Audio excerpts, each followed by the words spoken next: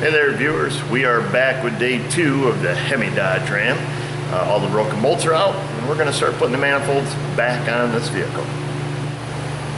I've gone ahead and called our local friendly Dodge Chrysler Jeep dealer, and I've gotten us a couple new gaskets, new manifold to pipe bolts, and the nuts that go with that, and the nuts to hold the heat shields on, and all the appropriate bolts. So I think we're going to go ahead and get started and see how this turns out. I'm going to start over here on the driver's side. First thing I'm going to do is just use a wire brush and go ahead and clean the head off.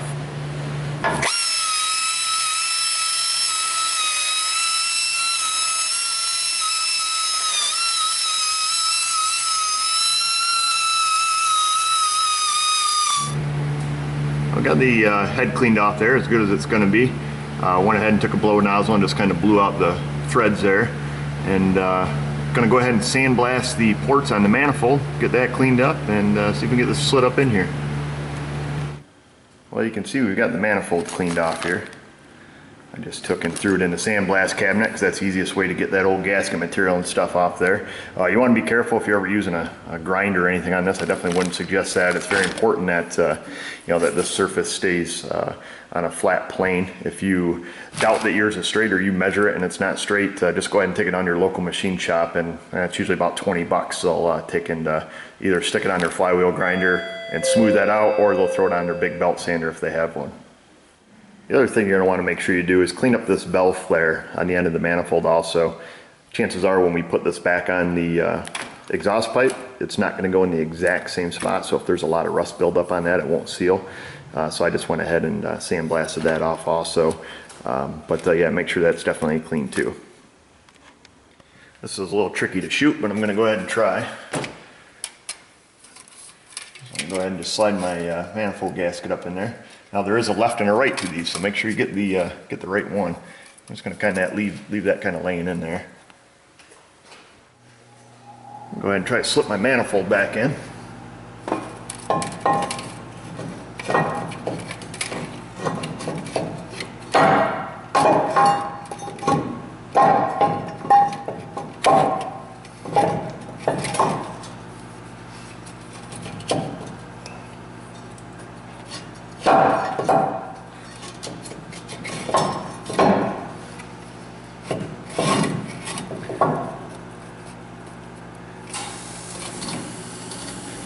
The only reason I stuck my gasket in there first is I remember taking it apart. The gasket came out kind of hard, and I actually had to kind of damage it to get it out. So I stuck it in first. That way there I knew I wouldn't have any difficulties trying to slide that in afterwards.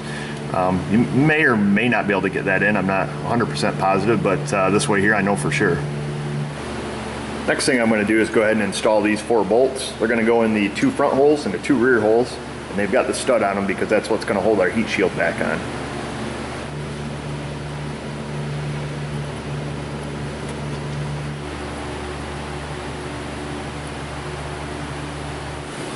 Going to go ahead and put in these 4 remaining bolts now.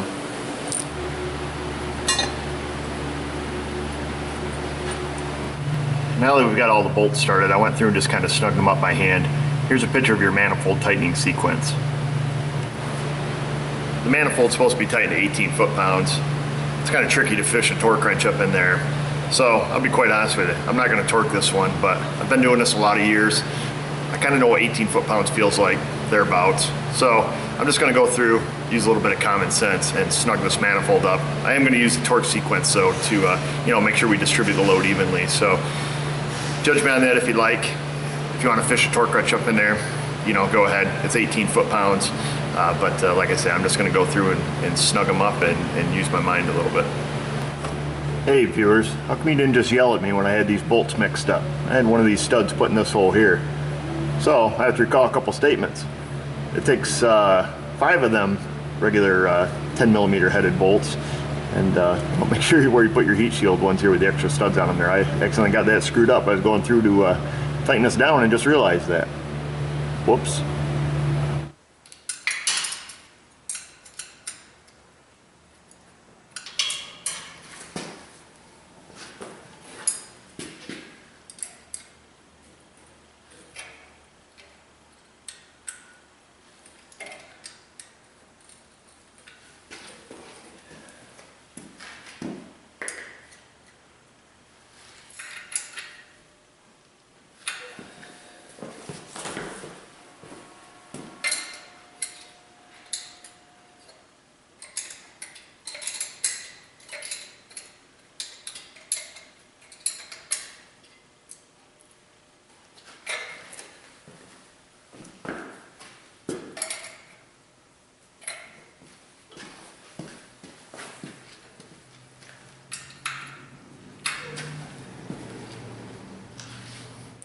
Well, we went ahead and got that manifold all torqued down there, and I just went ahead and once I was all done with that, just double check all your bolts with a wrench. So now I've got those 3 front bolts straightened out there. I can't believe I mixed those up, but yeah, it just proves we're only human. So I'm gonna go ahead and jump on the other side here, get that side put up in there pretty much in the same fashion, and then we're gonna put our tin shields back on and then hook up our manifold to the Y pipe.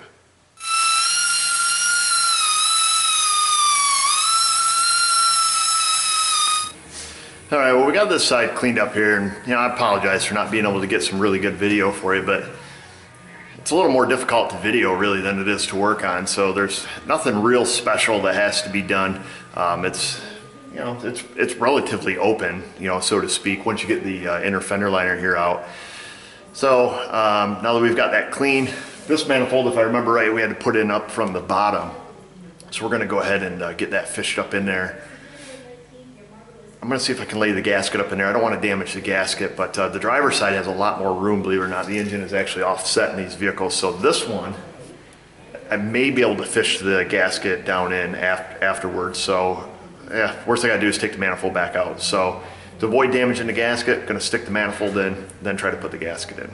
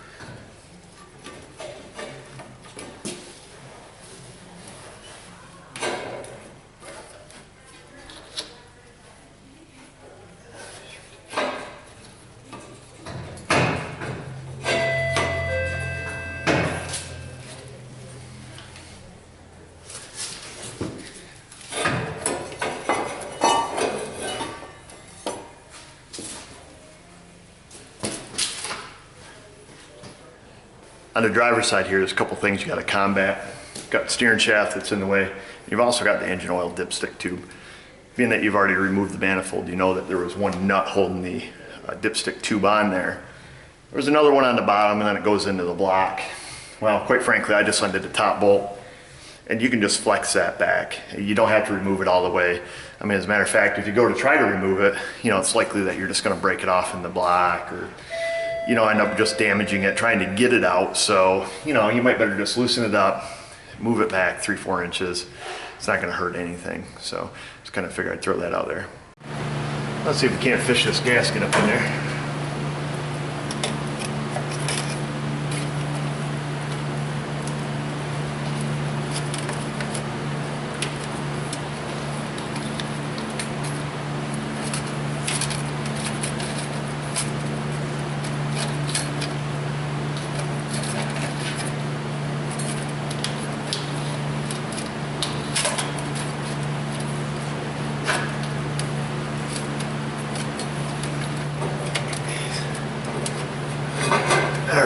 There, geez.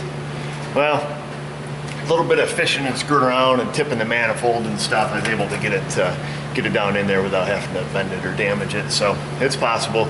Just a little bit of fiddling. Next time I do one, I'll probably just stick the gasket in first. Go ahead and get some bolts started in this. Get her snugged up like we did on the other side, and get our tin shields back on it.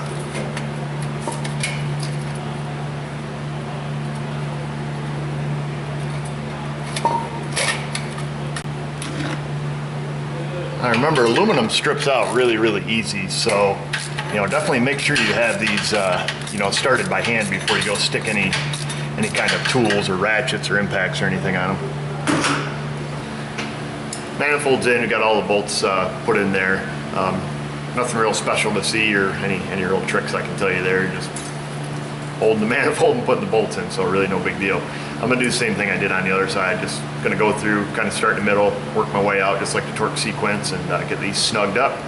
And then we're gonna see how we fish these metal shields down in there. And just out of curiosity, I was wondering how, sometimes I wonder, they give you a torque spec, they want you to torque something, but you know, you really can't get in there, you know, feasibly with any type of torque wrench to do this. So unless the engine was on a stand. The long story short is, in order to do this job by the book, I looked it up on Chrysler there, you're supposed to jack up this engine. So you're actually supposed to loosen the motor mounts, lift the engine up, you know, to give you all the room that you need. So I think that's silly. These manifolds come out of here just fine. And, you know, besides the flat rate on them is only an hour and a half per side. And I'll tell you, you're not pulling motor mount bolts and jacking the engine and doing all that stuff, you know, in that hour and a half time frame. So just something to think about.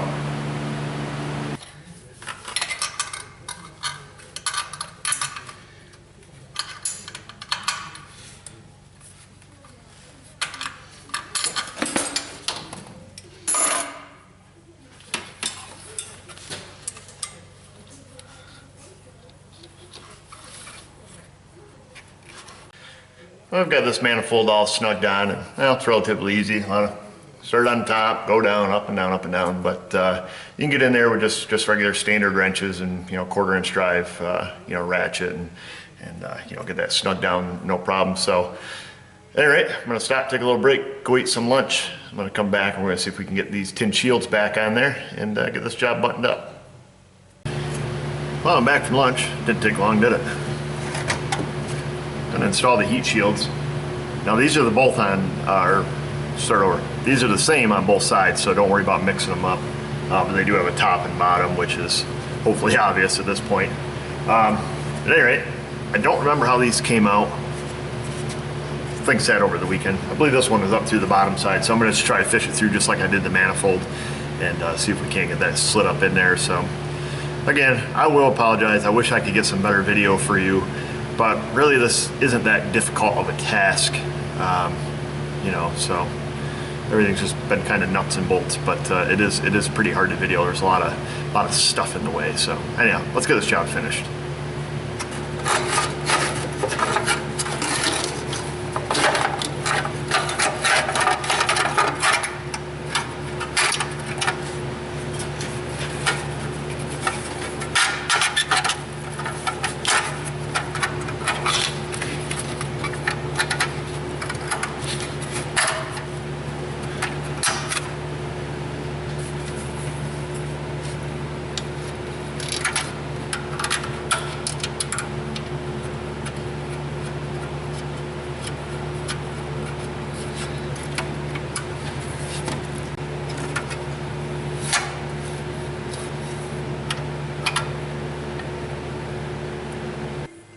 Driver's side seemed to go pretty well. Over here on the passenger side now, I remember taking this one out. I had to actually tweak this a little bit, getting it out of there. And I don't know if that's because of the 2 bolts that were, you know, broke off in that, or what the case. Maybe it's because I didn't jack the engine up. You know, these things are just tin. They bend and flex pretty easily. And, you know, in my opinion, I think if we have to bend it a little bit to get it in, you know, it's really no big deal. I'm not going to go through the time to, you know, jack this engine, you know, up to, you know, just for a little tin shield. It obviously did no damage to it on the way out. So let's see what happens.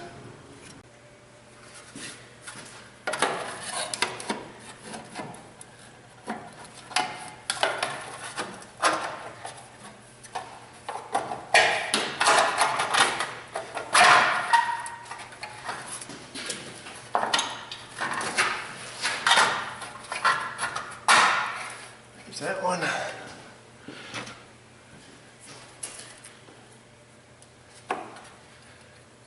Just going to put a nut on this lower left-hand one here, and then probably on the front one, I'm going to put a nut on that too. And then we're going to tweak the back down to squeeze it a little bit and stick it on those studs. I think that's definitely the way to go.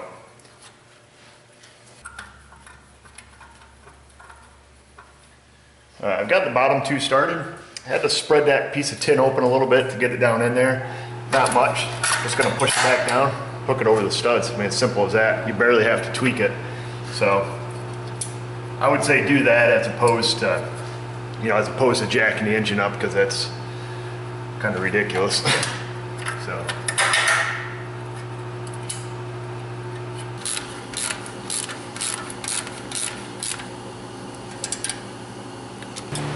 Got the heat shield on and good and tight.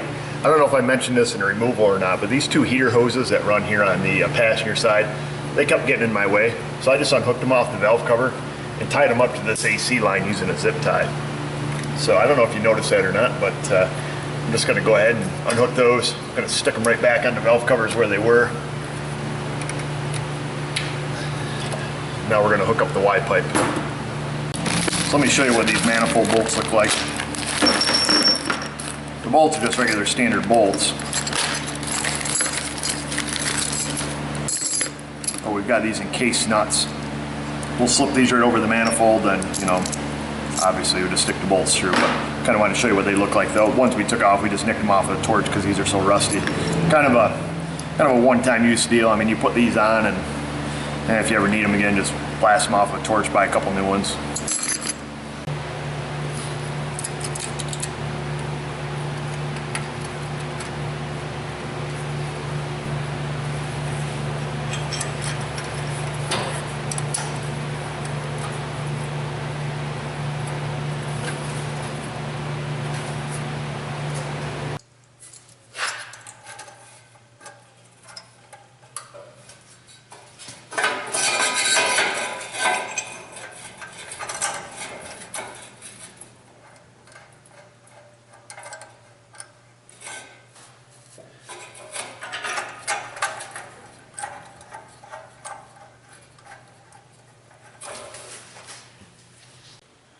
I'm gonna go ahead and just tighten up the Y pipe now. One tip I can give you on these is draw them up evenly.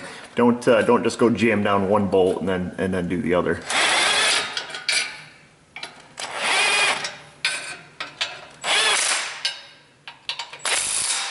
If you want to know if they're even or not, just look at the back side of them and check the bolt protrusion.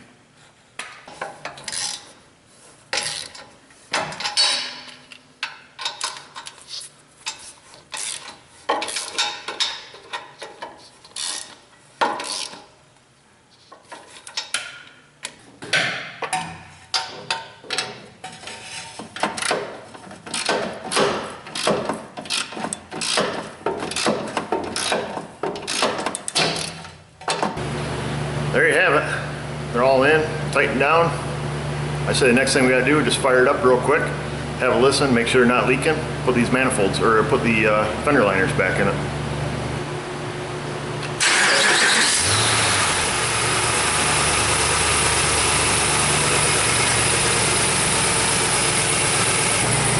Sounds pretty good. I think we got it.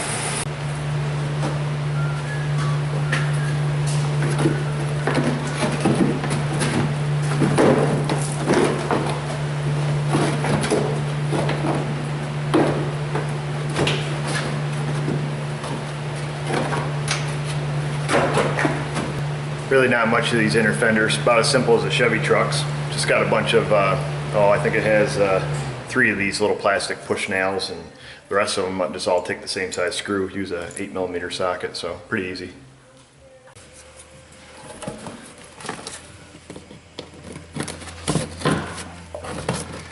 Forget to hook up your ABS wire.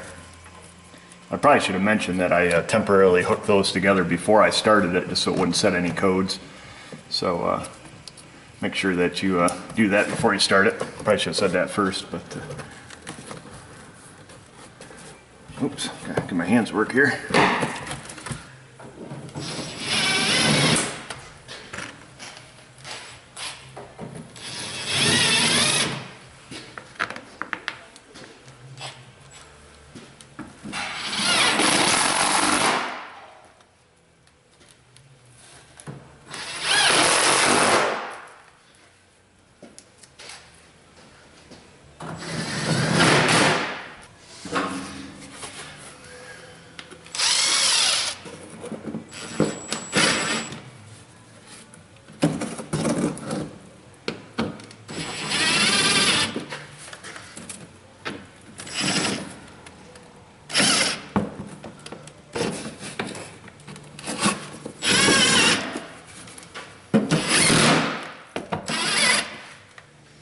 I guess I would say that this job was relatively easy, somewhat time consuming, but for the most part easy. If you watch the first video, a couple things you'll need that are helpful but not necessary is a torch, you know, to heat stuff up. a welder to get out the broken bolts. Again, not necessary, but extremely helpful. So I think that you can do this. You're gonna need a little bit of patience. You know, I didn't show everything in the video simply because it's pretty difficult to, you know, navigate a camera around to give you even somewhat of a good shot, you know, without the classic, you know, camera on the arm and flicking around type video. I think they're kind of silly and they don't really show much, but at any rate, if you have any questions or comments, concerns, suggestions, tips or tricks, please leave them in the comment box below. And I just thank you for subscribing to us here on our channel, staying current with our videos that we put out almost daily. And I also thank you for liking us on Facebook. And I appreciate if you just give us a thumbs up on this video if you like it, a thumbs down if you don't. And I guess that's it. So have a nice day.